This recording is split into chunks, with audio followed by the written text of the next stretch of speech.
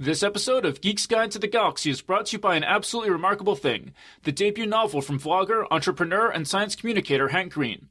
Booklist writes, at once funny, exciting, and a tad terrifying, this exploration of aliens and social media culture is bound to have wide appeal to readers interested in either theme. Learn more about the book over at hankgreen.com.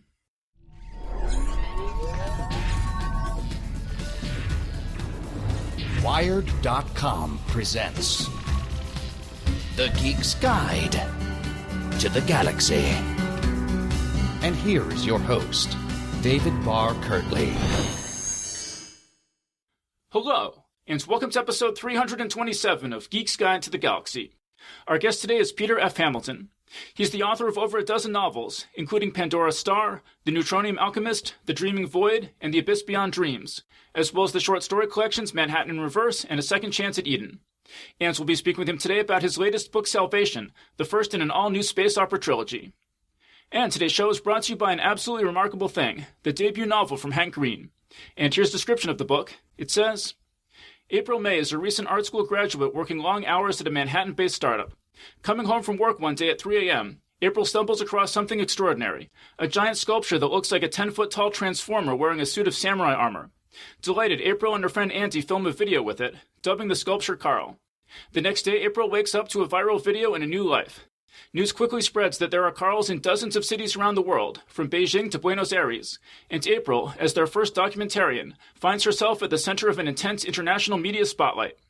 Kirkus writes, Green applies wit, affection, and cultural intelligence to a comic sci-fi novel, a fun contemporary adventure that cares about who we are as humans, especially when faced with remarkable events. And Patrick Rothfuss says, fun and full of truth. To be honest, I'm a little irritated at how good this book is. I don't need this kind of competition. So again, the book is called An Absolutely Remarkable Thing by Hank Green, and you can learn more over at hankgreen.com. All right, so now let's get to our interview. All right, so we're here with Peter F. Hamilton. Welcome to the show. Thank you. Okay, so your new book is called Salvation. So how'd this book come about? It came about because I wanted to do something different. I've been writing in my Commonwealth universe since about 2003, 2004. I think the first one came out. And I just have to do something different every now and then. I mean, there's 7 books in that series now, so I feel that's enough for the moment. Therefore, whole new universe, whole new set of characters, whole new problems for people. It was something different that I wanted to do as a writer, just to keep fresh, I suppose. And those 7 novels, they're long novels too. So we're not just talking about 7 medium-sized novels. They are above average, shall we say. It's something I'm known for, I'm afraid. And so tell us about constructing this new universe. Did you have any sort of new things that you wanted to try out in particular? Yes, the structure is very different. It's to give you a brief outline. It's set, I think, 200 years from now, and an alien spaceship is found on the far edge of how far we've explored, and we get 5 people making up an assessment team are sent out to investigate this thing, see if it's a problem, see if it's a benefit, a hazard, whatever the heck it is. Now, as their journey progresses, each of them gets to tell their story, which builds up a picture of this world and the universe they live in. So by the time you get to the ship, you understand all the problems and aspirations that everyone has. Right, and so you mentioned the structure, and there's almost 3 different timelines in a way, because there's the present that you mentioned, and then you said each character gets to tell their story. So there's flashbacks to the very recent past, and then there are also these flash forwards where we see, it's many years in the future. And yes, it is. The very far future ones are the consequence of what happens when everyone reaches the ship. Now, they are set about 10,000 years into the future. So by the time of book 3, these 2 stories will have merged together. I wanted to do it this way because I felt it was unfair to the reader to sort of have 2 volumes, the first 2 volumes set 200 years from now, then suddenly switching 10,000 years in the future. So I've done it this kind of split narrative structure to get around that. Well, that was one of Aristotle's theories of storytelling, right? Is that you shouldn't jump around in time too much if it isn't serving the story. And so, yeah, a sudden 10,000 year jump, if you haven't been set up for that, would maybe be disorienting for people. I feel so, yeah. Yeah. Okay, so we'll talk about the sort of the present of the book, which you mentioned is around the year 2204, I think. And there's this technology, or there's this company called Connection. So tell us about that. Connection Company is the company that runs all the portals. Now, the portals are a very specific way of getting around in the future. I've done starships, I've done wormholes between planets and stars. So I again wanted to do something different. A portal, well, most people are familiar with a portal, but mine start off as one block of solid state circuitry, which is then split in two as it connects, i.e. it has a quantum spatial entanglement between it. So they become doors, and there's only one pair and you can walk between them however far apart they are. Now, the fun bit of that was saying, okay, we've got this system. How would it actually work on a practical day-to-day level? How would it affect our world? How would it change our transport? How would it change the way society is structured? So much of what we have today is revolves around getting from one place to another, getting goods in and out of factories to shops. It all changes, and that took me about 6 months to work out the minutiae, the absolute details of how it would change us. Right, and I thought that's one thing the book does really well, is because I feel like, yeah, as you said, these sort of teleportation gateways are fairly common in science fiction, but a lot of times the rest of the world isn't changed that much. And I can tell you spent, 6 months going through all these. I'll just give some examples here. So of things that I think are really inventive. So they have these interstellar spaceships, and the rocket exhaust is sort of channeled through a teleportation portal. So then the ship doesn't need any fuel. It's just kind of shooting out stuff going through this portal. Yes, you have one part of the portal you just drop into the sun, and the other half is the rocket engine on the starship. No need for any fusion, antimatter, or anything. You also have them, they're getting rid of their garbage with these portals. They're doing carbon sequestration with the portals. Yeah, it's the perfect solution to the mess we're currently making, if you like. I do tend to reference that a bit. Yes. Why bother recycling or building up, isolated landfills full of plutonium when you can just literally fling it off into space? And then I thought it was really one of these interesting second order effects is that now the bridges and highways don't really serve any purpose, and so they're kind of being turned into parks and developments. And the hotels, most of the hotels don't serve any purpose, and so they're being converted to apartments. I thought that's really, really. Yeah. Well. If it takes you 2 minutes to walk from where I am to where you are in America, what do I need a hotel for? I'll just come back and sleep in my own bed at night. There are still fabulous resorts and places like that, but the actual, the idea of a businessman needing a hotel for the night, no, that's gone. Yeah.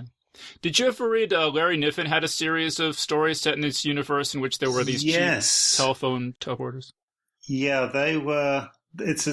You could dial any other booth and just step into that.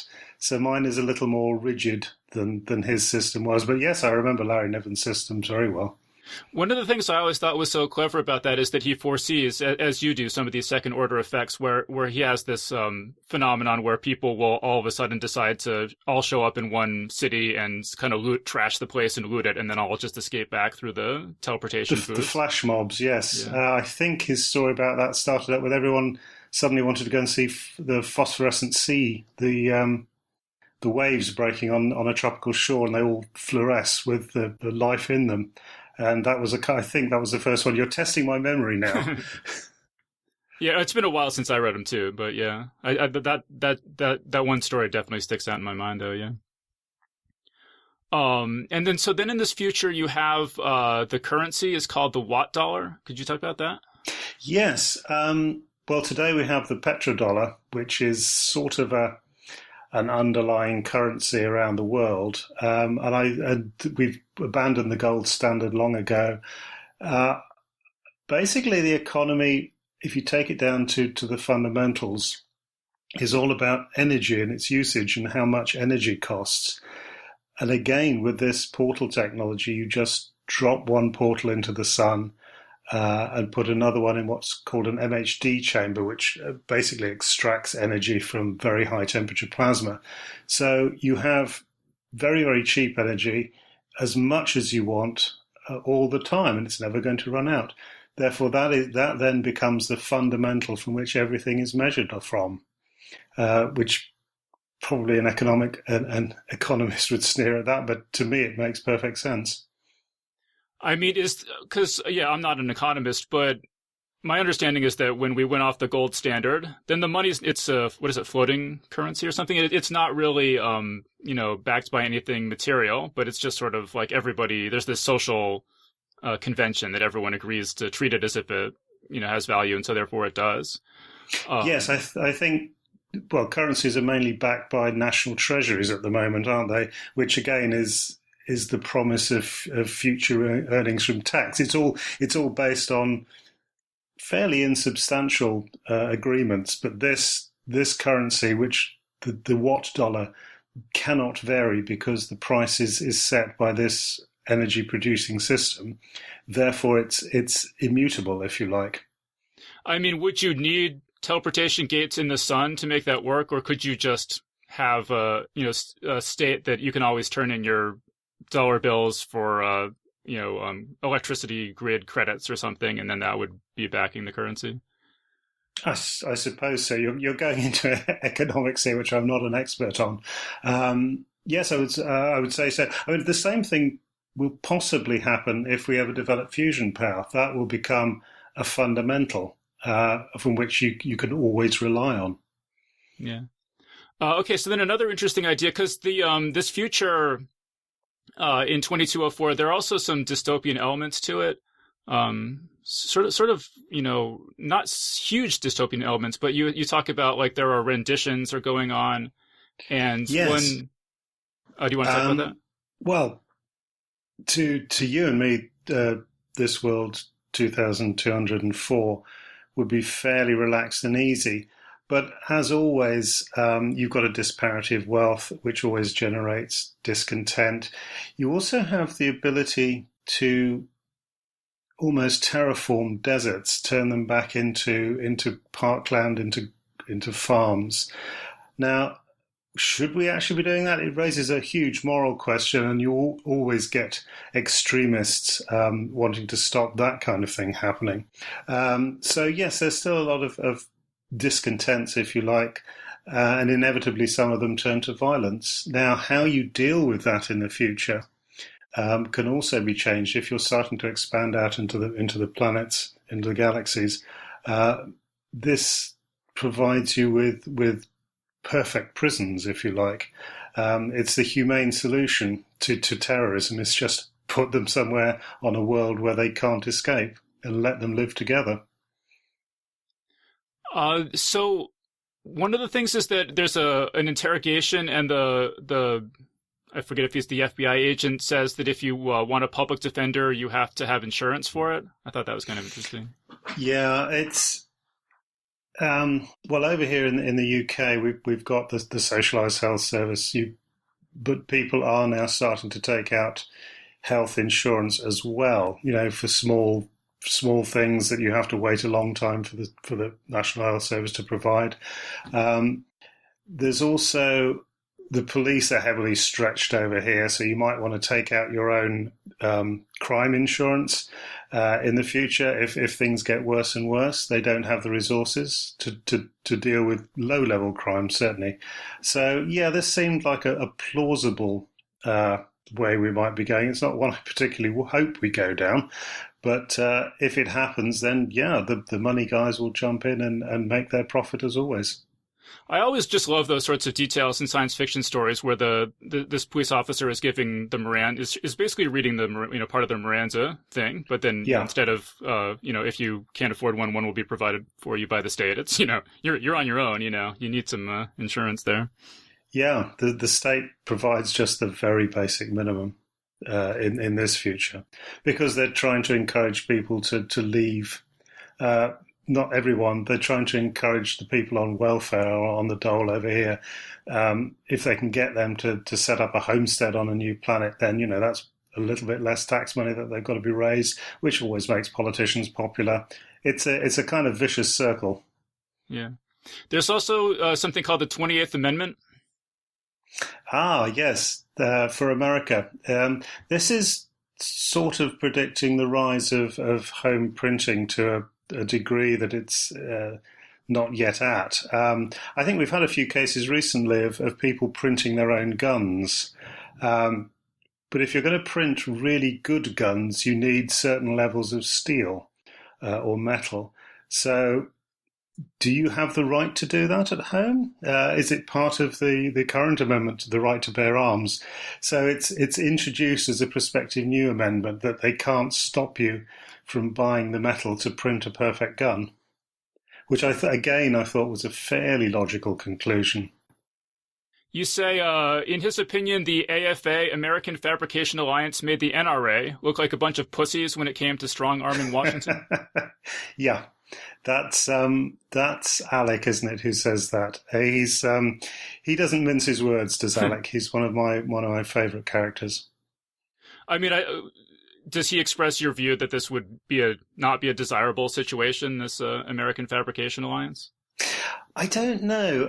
It's always the question of liberty versus restriction, isn't it? If we've got to live together, you've got to have some limits. How far do you go? It's the balance. I think the balance will always be in contention. You'll always get people saying we have the right to do everything, and then you'll have people saying, well, hold on, that inflicts on my rights as well. If you have the right to make a gun, and why should I make one to counter that? It's the same as the armaments argument that you have at the moment over there. I don't think that part of politics is going to change at all. But as always, it'll be where the line is drawn, and that will probably vary according to administrations. There were some limits mentioned in the book. I forget, it was there was uranium and something else you're not allowed to. Probably nerve gas, I think. Nerve gas, yeah. Yes, which seems fairly reasonable to me. Yeah. Well, so then another big aspect of this future world is that there's this movement called Utopia'lism. So could you talk about that? Yeah, sure. Again, these portals open up space in a way it's not possible with rockets at the moment. So you've got not quite a land grab, but the asteroids can all be turned into habitats. You have a lot more living space, and you have a lot more isolated living space. So it's this great dysphoria of ideas as much as religions or nations, is that people with ideas of how they want to live slightly differently from us have got the freedom and the room to do so. Now, one of those fairly extreme views on this is extreme liberalism, if you like, is that all inequality roots down into gender. There will always be inequality between male and female and all the other genders we have these days. So they decided to solve this by tweaking the genetics so that everybody cycles between male and female, so that you don't have that very basic inequality at the root of your society. And from that comes the ability to distribute evenly, because you don't have the whole factory setup and Wall Street setup that we have now. So it's aspiring to be a post-scarcity society, which of course some people enjoy, some people don't. Again, there are so many ways of being human, which in science fiction you can explore all these. Right, and so these people that are genetically engineered to cycle between male and female are called omnias. Yes, that's right. And throughout the book, you use pronouns for them, which is, I think, pronounced she and here, which are sort of a blending of she and he and his and her. Yes, and that was one of the aspects. I looked into this quite a lot. At the moment, there is no agreement on the pronouns you can use. There are many, many variants. These seem to be reasonably widely used. They and them is another one. Some people prefer that. Yes, I chose the ones I chose because they seemed to be in widely used. I'm not an expert. I mean, did you not go with they and them because it would be confusing sometimes whether you're talking about the singular or the plural? Or That's what I felt, yes. I felt we needed to go slightly beyond that. I mean, I know that's fairly prevalent at the moment, but these other terms are creeping in, and as I say, they will presumably become more widespread in the future where this is set. Whether it is those terms I've chosen, I don't know. But certainly I think we will soon see language developing as our understanding of gender changes. I mean, would you want to live in the Utopia'l society? Oh, that's a tough one. I don't know. You see, in the book I made the society work, but it now considers itself as superior to everybody else, which is never a good thing. It gives them a smugness that I probably don't share, I would say. I think as I said, there are many ways of doing this. There was a hint that some of the other societies are trying for this through a different way as well. But that was the predominant one at the time. Because you have a character named Kandara, I think, and she has a lot of critiques of the Utopia'l society. So, for example, they this idea that the children are genetically engineered to be omnias is compulsory, and she objects strongly to that idea. Yes, which is fair enough. It's to make you commit to the society wholeheartedly. You're not supposed to be able to just dip in when it's convenient, and then if you need a medical op, you have that done by them, and then just okay, thanks, bye. You need to commit to this society, and that was the way they locked people in. Again, that's something I wouldn't really approve of if it ever happened in real life. So in the far future storyline we mentioned, we see that the Omnias, the Utopia'l society has become sort of the default human society. And no, I don't want to do spoilers. But you've only seen a very small in Salvation. You have only seen a very small aspect of future society. By volume 3, you get to see a lot more of it. So no, sorry, can't do spoilers on that. But we could talk about the stuff that happens in the early chapters. Oh yes, absolutely. Yeah. It's certainly the society you see in Salvation is an Omnia one set in the future, but there will be many others. Put it that way. Okay, so without making any implications about other humans that might exist elsewhere in the universe, the human society that we see in the far future is an Omnia society. The majority, yes. I think I know what your question's going to be now, but go on. Well, so the characters that we follow, sort of the viewpoint characters, so they've been engineered back to be male and female binary, species. Yes. Under the presumption that this will make them better soldiers. And it's just the males, yes, the boys. The boys. Just where that idea came from, or it's a hark back to Sparta, if you like, that they are bred as, and their expectation is that they will always be soldiers, and they are trained practically from birth to be soldiers. The girls are trained to be their tactical analysis people to help the boys when they're in combat. So it's a very, very strange and rigid setup, and they do start to rebel against it because they feel that they are just, almost slaves to the society, but at the same time, they're desperately needed. It's quite a quandary for them. And the girls, I guess, are genetically engineered to be the more intelligent gender. Yes. Yeah. They're the brains of the outfit. Which I guess sort of resonates with in current society we have, girls outperforming boys in school. And this is sort of an issue that, we're kind of grappling with.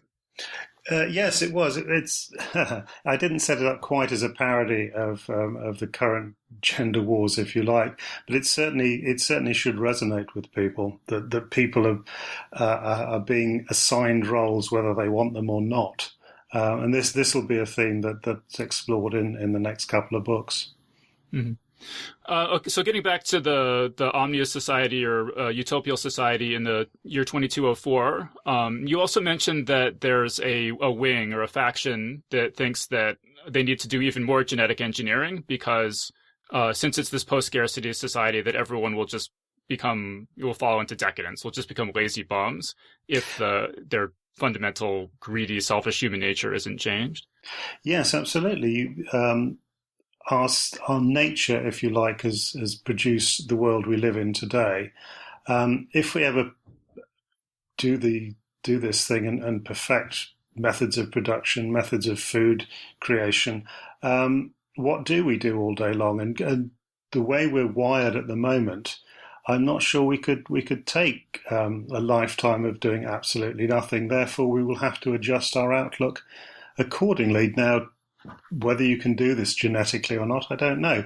I certainly postulated that in the book, that once we've achieved this level of ability, with it comes the option of doing nothing or trying to find something to do. So do we bump up the intellect so that we're always more curious, always more driven? That's a question for ethics as much as geneticists. But you don't have any strong position on how much. No, this is the wonderful get out of science fiction. I can ask the questions. I don't necessarily have to answer them. But I do think that we should be looking at these kind of things. I mean, one of the Utopia'l characters mentions that who's in the other faction mentions that people don't just all become lazy bums. That there's just the way we're wired as now, that most people generally want to do something with their lives and have some sort of meaning to it, and will pursue art and philosophy and all these things that aren't necessarily that economically viable, but give people's lives a lot of meaning. Yes, absolutely. Most people are driven. I always get asked what happens if you don't want to write, and I can't quite envisage that. But again, it's degrees. It's not everyone. Do you genetically change everybody so that everybody is happy if you have that ability to do so? And these things they're echoes of the questions being asked now. Is how far do you go to eradicate disease from embryos if we can genetically change alter all the diseases so that people are born immune to cancer? That's a great start. Okay, so do you then want to bump up someone's IQ? And if you're bumping up one person's IQ, do you bump up everybody's IQ? It opens up this whole nightmare field of ethics, which we're not really considering much at the moment, what these potential technologies can do for us, and should we follow them? And does our society's ethics apply to other parts of the world? It's an interesting field. Right, and I agree that people aren't really thinking about this to the degree that they should, and that I think this stuff is coming much faster than most people realize. There was a book I was looking at recently called The End of Sex, and he's I think biology professor at Stanford, but he was making the point that there's something called, I think it's called easy PGP, but it basically is going to allow you to very easily and cheaply create a whole bunch of embryos and then do genetic sequencing on them and then choose to implant the one with the DNA that you want, with the genes that you want. And it's going to be cheap enough that pretty much anyone is going to be able to do this. And so, yeah, we need to, if we're going to have policies about this, we need to figure this out sooner rather than later. Yes, but again, if the policy is settled and finished, it's not going to apply on a worldwide basis. If you disagree with it, you can always find a country or someone who will flout the law for you. It's a really difficult subject that, as you say, we're not looking at it closely enough. Right, and I've heard that in Asia there is much less resistance to the idea of genetic engineering of humans, and so if the United States, for example, puts limits on it, are we just going to fall behind in this emerging biotechnology industry? Yeah, people will travel to get the treatment. We've proved this with cancer treatments, that people will travel and will change their own outlook just to get that cure that's out of reach of where you are and how much you have. So yes, it opens up basically every facet of a human makeup, if you like, the human psyche. What lengths will you go to achieve your aims, especially when your own life is involved? Yeah, or your children, yeah. Or your children. Even stronger for your children. People will go to extraordinary lengths to safeguard their children. Right. You said in an interview that this book, you say to some degree it's about the level of trust and mistrust that's developing in the political arena where everyone is suspicious of anyone who isn't on their side. Could you talk about how that sort of informed this book? Yes, it's basically, I believe social media has really changed the political outlook over the last 10 years. It's the evolution of the echo chamber. It's the evolution of factionism. It's the evolution of intolerance. Everybody is perpetually outraged about anything anyone else ever says at the moment, or so it seems. Certainly, if you're immersed in that social media scrum. And I don't think it's particularly healthy. Yes, everyone should get a voice, but I think the way we're channeling it at the moment, which is almost anarchy and a free-for-all, I don't think it's doing our political system much good at the moment. There seems to be very little compromise, very little understanding of the other guy's point of view, which can't help us in the long run.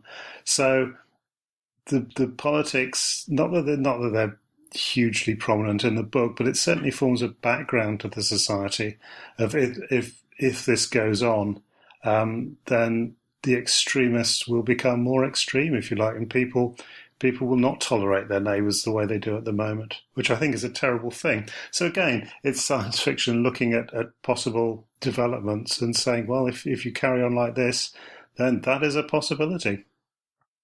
I mean, I think there's no doubt that social media is making people angrier all the time. I think that's just a measurable, objective fact. Yeah. But I wonder how much of this is driven by technology, and it kind of goes back and forth. Because I feel like if you take the long view, if you look at the era of yellow journalism or something, that you had these very vitriolic partisan news sources was pretty much all that there was. You know, every city would have like the angry progressive paper and the angry conservative paper or whatever. And I feel like there was a period of time where there were 3 TV networks, and because it was so expensive to run a TV network that they couldn't alienate any substantial fraction of their audience. And so you had this sort of few decade span where most people were getting their news from not crazy partisan sources. And then the disaggregation that came about with the internet and social media has kind of returned us to the era of yellow journalism and in a way. Yeah, I'm kind of hoping these things go in cycles, and that when everyone calms down a little bit, then it will return to a more normal stance. I mean, I've seen this before when back in the 80s, this country was heavily polarized between people that believed in Margaret Thatcher and those that hated her, and she's still a hugely polarizing figure. Then it all sort of calmed down for the 90s and just after the year 2000. Now it's all Brexit has split us up again. So maybe these things do go in cycles, but I certainly think social media's emergence amplified the difference this time around. So hopefully we'll get over it all and learn to love the internet again. Yeah, you're right. It does seem to be cyclical. I mean, has that changed the way that you use social media? Are you kind of spending less time on it because it's gotten so nasty? I certainly never tweeted. I don't know how people have the time, frankly. I'm writing novels and I've got kids, and that's about it at the moment. I do Facebook, but not a lot. But I do loiter a bit in friends' columns and blogs and tweets, and a lot of what I see I don't like. Yeah, no. Maybe that's the solution. Maybe it will just repel everybody in the end, and we'll all go back to calming down and being a bit nicer to each other.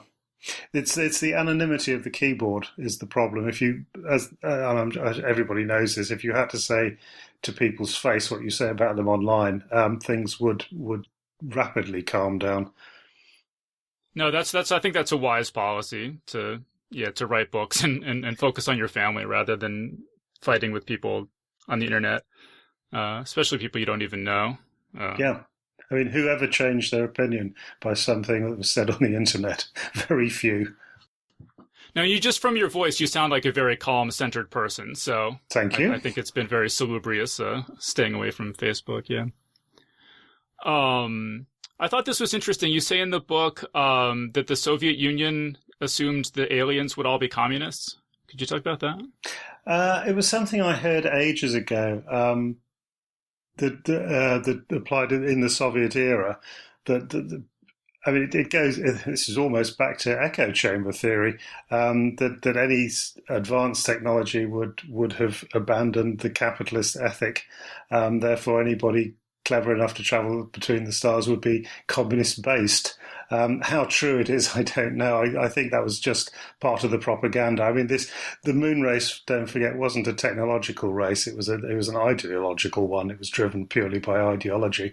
Again, I don't think people have that kind of view anymore.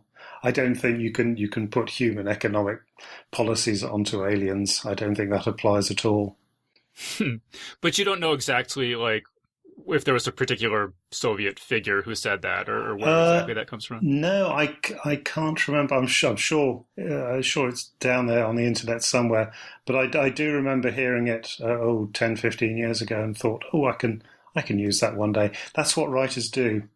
You think you're speaking to us and we're not paying attention, but we are.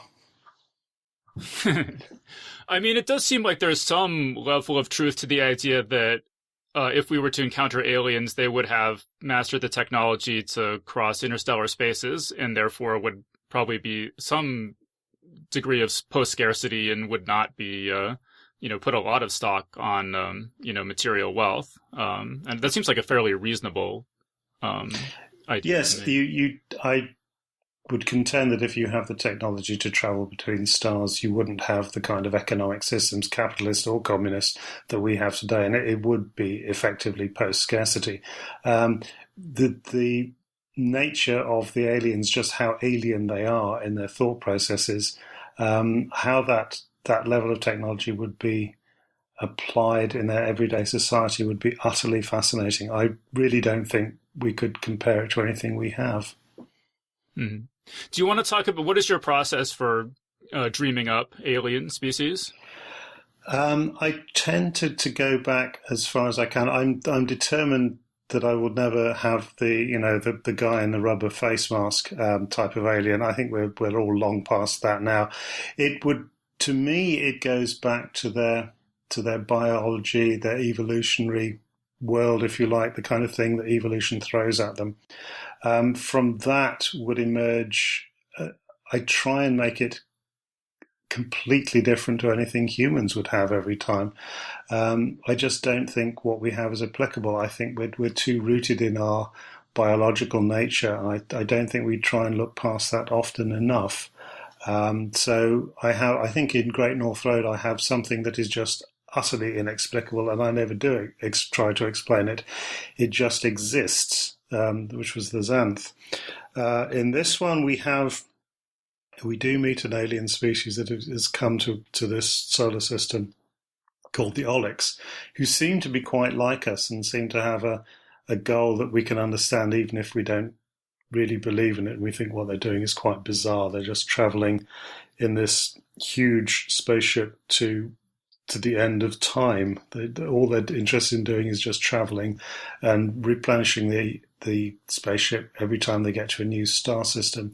So they can just keep traveling on this pilgrimage to the end of time where they think their God will appear.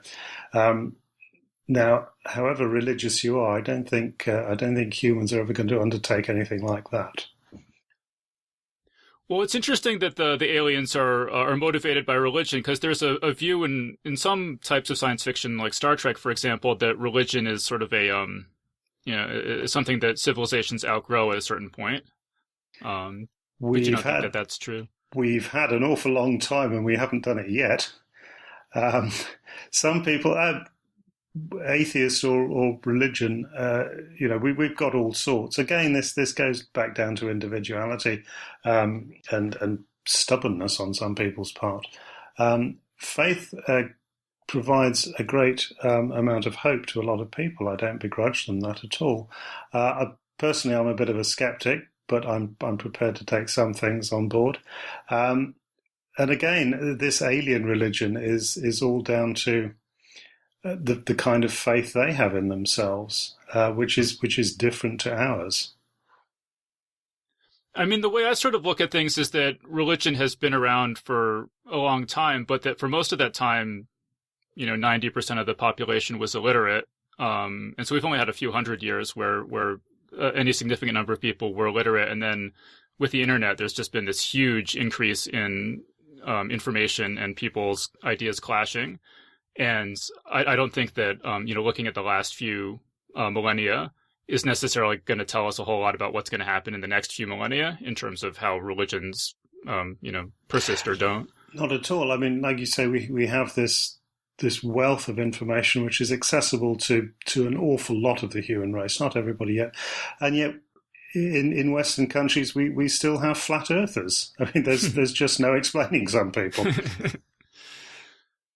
Yeah, so you think there'll still be flat earthers 10,000 years in the future? There might be, but I don't think I'm going to be writing about them. I mean, one thing I thought was interesting in this book is that there are planets and or battleships named after other science fiction authors. So like Reynolds, Morgan, Macaulay, and Asher were the ones I noticed.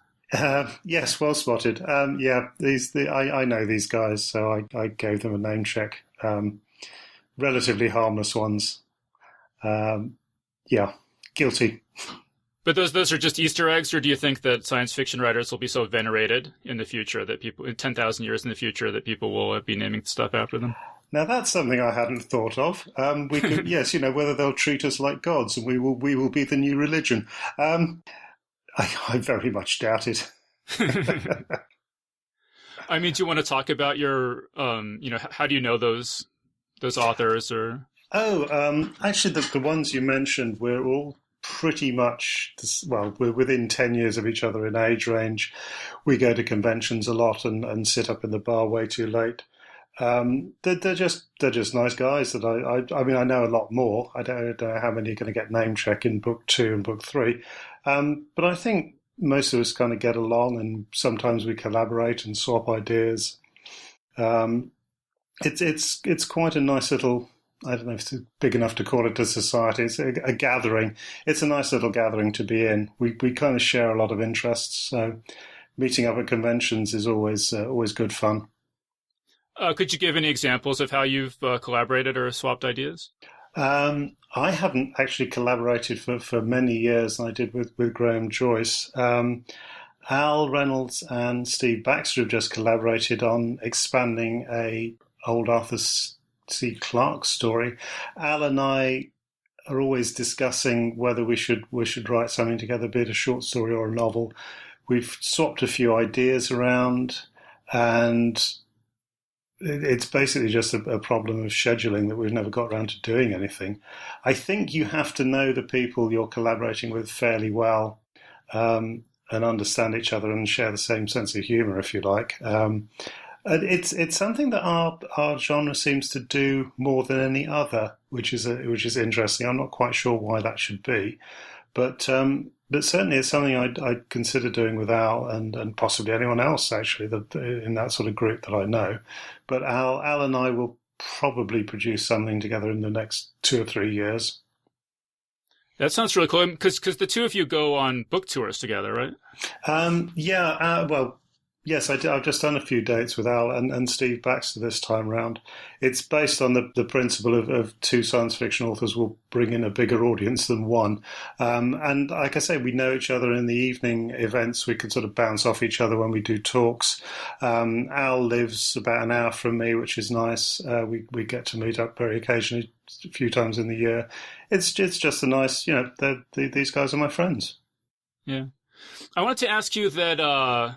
there are a couple books in science fiction history that seemed like maybe they're echoing in Salvation. And so I was just curious. I was going to throw out a couple, and you could tell me whether they influenced you, or okay, how much they influenced you or not. So the structure of these characters going to explore an alien entity and telling their backstories along the way kind of reminds me of Dan Simmons' Hyperion. Hyperion, yes, very much so. It's one of the reasons I haven't done this structure before. I liked Hyperion. I think I first came across Simmons mid-90s, late 90s. And it is a structure that works very well. And at the time when I was putting this together, which would be 7 or 8 years ago, I thought people might think back then that I was just emulating Simmons. Now I'm 10 years older and I've got 22 books, and this is not something I copy. Besides which, it came from Chaucer anyway. This is what they do on the Canterbury Tales. So I don't think Simmons or I can either claim originality there. So it didn't. At this time in my life and my career, it really doesn't bother me that if people think I've copied it. Well, no, I haven't. It's just a good way to tell a story. Yeah, no, I mean, it works really well. And I was really impressed I won't give any spoilers, but I was really impressed by the end of the book, how everything tied together. Oh, thank you. If people are worried that it's not going to tie together, like everything in this, you must have planned this out pretty carefully, but it all just fits together so neatly by the end. Yeah, thank you. Yes. And then once you know the ending, apparently if you read through it again, you can spot even more clues. Yeah, I only read it once, but I had underlined a bunch of stuff, and I was just going back through the stuff I'd underlined, and I did have that same reaction of like, oh yeah, oh okay, I see this, yeah. Yeah, very deliberate. And then I was just going to say the sort of training children to be soldiers in Zero Gravity reminds me of sort of Ender's Game, and the characters who cycle back and forth between men and women reminds me of The Left Hand of Darkness. And so I was just curious what... Oh, that was interesting. I thought you were going to say the Culture series by Banks. But yes, Left Hand of Darkness as well. These things are recycled in new forms all the time. I hadn't thought of Left Hand of Darkness, actually, now you mention it. Ender's Game was slightly different in that they were chosen. This is a more brutal version, in that they were born into their roles without any choice at all. So, but child soldiers are a horrible real life event now. So, anything that brings attention to that monstrosity is all the better. I guess from what I remember in the Culture series, the characters can change genders pretty easily at will. But the reason I thought of Left Hand of Darkness is because it's on a sort of a predictable cycle, from what I remember. Yeah. Yes, I shudder to think how long ago it was when I read that. Maybe it was there in my subconscious all the time. Who knows? I saw on the Reddit AMA you did, somebody says that in your foreword to the Forever War, you said the Haldeman story is what got you into writing science fiction. It was a huge influence. Yes, that really. When did that come out? Was that late 70s? Possibly you know this better than I do. I certainly remember reading it when I was a lot younger than I am today. Yes, it was a book that grips you from start to finish, and had such a wild timeline in it that this is what science fiction is, I think, was my thoughts when I read it. I think he wrote it as a reaction to Vietnam, didn't he? He'd just come back from Vietnam when he did it. Yeah, I don't know if you know all his crazy Vietnam stories. I've actually met Joe a few times. He's such a sweet guy. Yeah. Like he has this story about throwing... Has he told you the story about throwing the grenade? No, I don't think so. So he's apparently just very, very bad at throwing things, and so they were doing training with live grenades, and they handed him a grenade, and he says, "I don't think I should do this because I'm really, really bad at throwing things," and they basically forced him to, and so he tried to throw it, and it basically went up straight in the air and landed among the people who were all standing there, and they all dove into foxholes or trenches or something, and unfortunately nobody was injured, but it was a lot of he has a lot of stories like that, right? Because I read the Forever War as a teenager, and then I interviewed Joe Haldeman I don't know, 5 years ago or something, and I reread it then. I think I reread at least one of the novellas, the original novellas, and it's so good. I just could not believe. Even I had much more appreciation. I mean, I loved it reading it as a teenager, but just going back and looking at it as an adult and as somebody who writes science fiction, I was just amazed at how good it was. It's one of those ones that stands the test of time, which not all science fiction does, but that really, really can be read now, and it's as fresh now as when he wrote it. Yeah. Okay, so I thought of something I meant to ask you earlier when we were talking about the authors, like Elster Reynolds. So do you, given, like you said, that you write these giant books and you have children and so on, do you have time to read other science fiction authors? Like how much are you able to keep up with what's going on in the field? Oh, very poorly. My to-be-read pile is ridiculous, and some of the stuff on there just isn't going to get read. Holidays are a good time. I will take a book or two with me to the beach. Actually, when I was on tour last week, I managed to get through most of Stephen Baxter's latest Zeeley novel. I've just got to finish off the last bit of that. I read as and when I can. I always say I'm quite well read up to the point at which I started writing, and then time just vanishes. So I don't read half as much as I want to, which makes it difficult because I like to read and see what guys I know are writing. And there's also so much other good stuff out there as well. It's just impossible. Yeah. One thing I thought was interesting is that you have a note at the beginning of the book saying that there's this music by Steve Buick that people should listen to while they read the book. That's an option, yeah. Steve came to me many years ago and said, do you want to try doing this? And I thought, well, it's not a bad idea. It's ambient music, it's background music that he's written. He gets to see a very, very early version of the manuscript, and then comes up with these tracks. I think it's 2 or 3 tracks for this one, that you just play while you read it. And it seemed like an interesting experiment at the time, and he's kept on doing it for me. I think we're 3 to 4 books in now on this. So what have you gotten response from readers? Do you hear from people who listen to this stuff while they read the books? To be honest, not much of a response. No, I think a few people have sort of said, "Oh yes, we downloaded it and listened to it." I think maybe there might be some reviews online for it. I don't know. I mean, just in general, what sort of feedback do you get from readers? Like when you meet people at book signings and stuff, is there anything that sticks out in your mind that people say to you when you meet them? They're great people, obviously.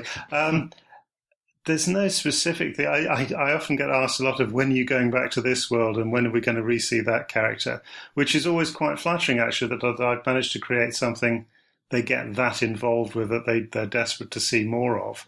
So that would be the main thing I take away from it. That and the horribly detailed questions that I always struggle to come up with an answer for, which invariably happens at these things.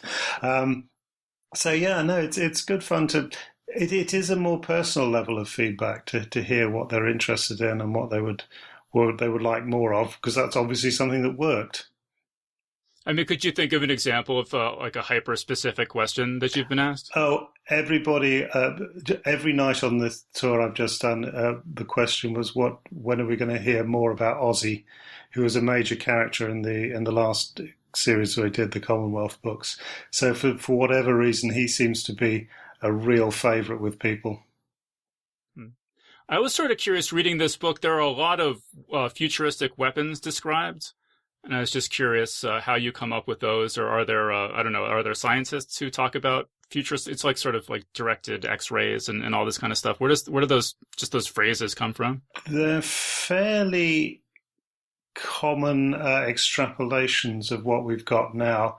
I mean, the one thing about X-rays is that they go through everything. So a huge scientific advance, if you like, would be turning them into laser-like beams, which is only something that's going to happen in the future, QED. That's the kind of way my brain extrapolates things. So, yeah, we've got lasers, masers, gamma-ray lasers, hypervelocity rail guns that are now portable. I mean, these things are huge at the moment. The way you link robots together to make bigger robots that are, and then combine the processing power. All this kind of stuff is in development or under consideration, and I just like to try and see where it's come from, where it is. Therefore, I can hopefully make a reasonable extrapolation of where it's going to go in the future. Is that the sort of thing that you're swapping with Neil Asher and Elster Reynolds and stuff? We're like, oh, have you heard about the, I don't know. No, actually, we don't get down into that kind of detail. No would be the answer to that. I've not swapped weapons tech with anybody. I want to keep it all for myself. Although Neil does seem to be quite prolific in the weapons he comes up with. It's I don't know how he does it to that extent. Yeah, I just interviewed him a couple weeks ago, and so I read his book, The Gabble and Other Stories, and yeah, there were a lot of cool weapons in that. Oh yeah. I guess we could talk a little bit about the characters in this book. Do you want to say just who some of the major characters are and what your process was for coming up with them? Yes. Okay. Well, we've got one of the main ones is Yuri, who's Yuri Elster, who's the security guy for Connection. You see him because this, as we say, it takes place over at least a century. The current part of the book, so we get to see him sort of as one of the foot soldiers at the start, and gradually works his way up to head of security. And he had before he came into the corporate world, he had a slightly dubious intelligence agency background, which makes him perfect for this. Same goes for Callum. Callum I really like. Callum is the everyman that we can all hopefully relate to. And that he's just going about his job, which is a fairly high-profile, exciting kind of job. He cleans up disasters by using portal technology, but then he gets pushed into these situations that he's just not prepared for. And it's kind of what would happen to us if these things happened to your own life. How would you react? Would you be able to cope? How would you panic? Who do you trust? All these questions are raised up, so that's what Callum has to face. Then we got Kandara, who's basically a mercenary who had, her motivation for this is explored.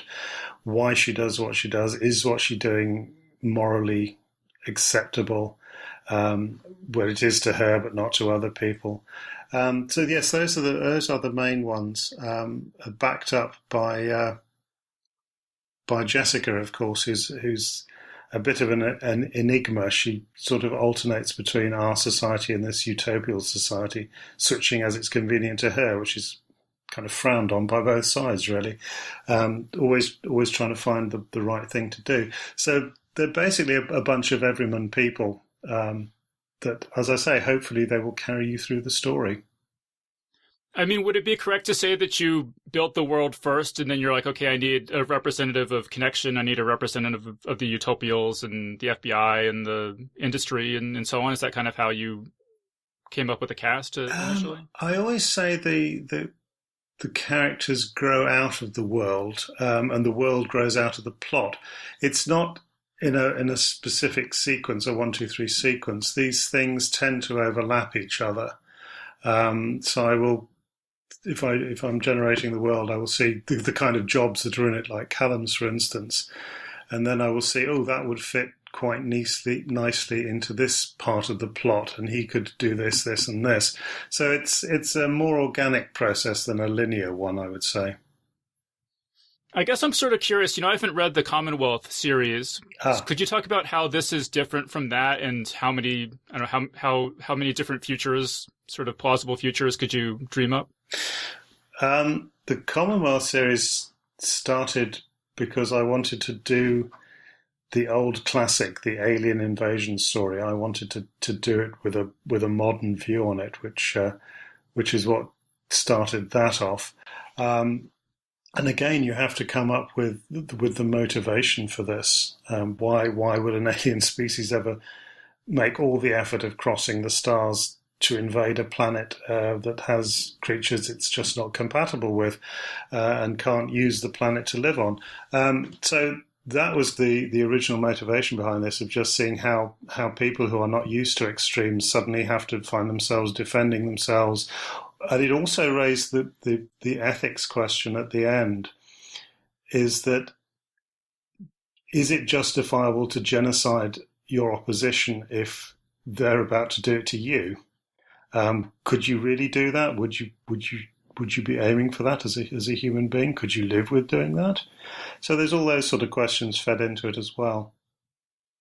And so are there no teleportation gates in that universe? There are wormholes in that universe to start with. Yes, it's set over many series. It's set over Pandora's Star and Judas Unchained, which, as I say, are these alien invasion story.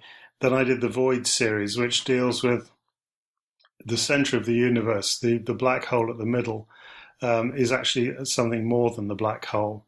It's got a strange universe inside where the laws of physics that we have here don't apply. And it deals with what goes on inside it and how that will affect the galaxy as a whole, because it's actually devouring stars faster than an ordinary black hole would do. And then there is the last two books in the series, which is The Abyss Beyond Dreams and Night Without Stars, that sort of takes another look at the void, but from a very different angle. It's a more personal angle and deals with individual consequences of the actions that were taken in the previous trilogy, all of which links together into 7 books, although you don't have to have read the first 2 to read the Void trilogy, and the same with the End 2.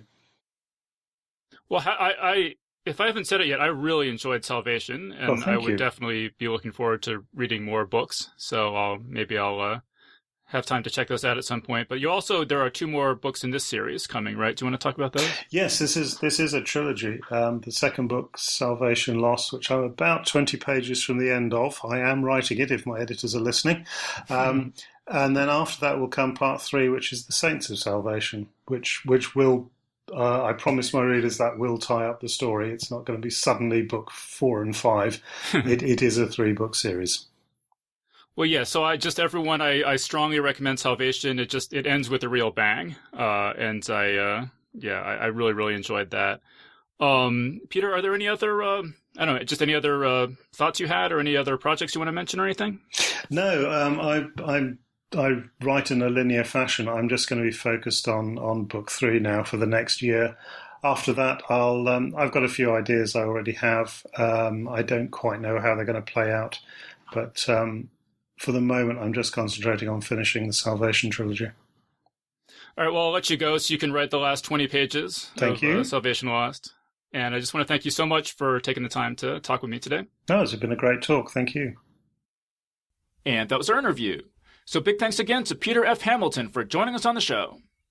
Big thanks as well to everyone who's given us 5 stars on iTunes, including B23EE and Gudino. Gudino writes, "This is the first podcast to really keep me listening.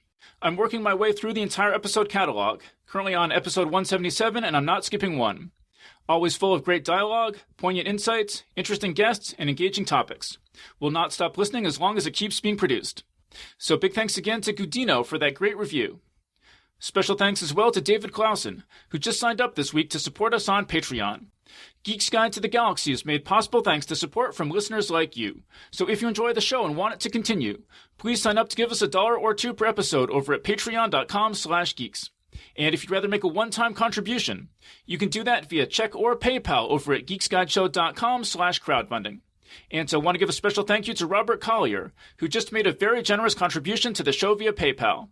So big thanks again to everyone who's contributed. We really appreciate it. I also want to thank Hank Green for sponsoring today's show. Learn more about his new book, An Absolutely Remarkable Thing, over at hankgreen.com. All right, so that was our show. So thanks everyone for listening, and we'll see you next time. The Geek's Guide to the Galaxy is a production of Wired.com.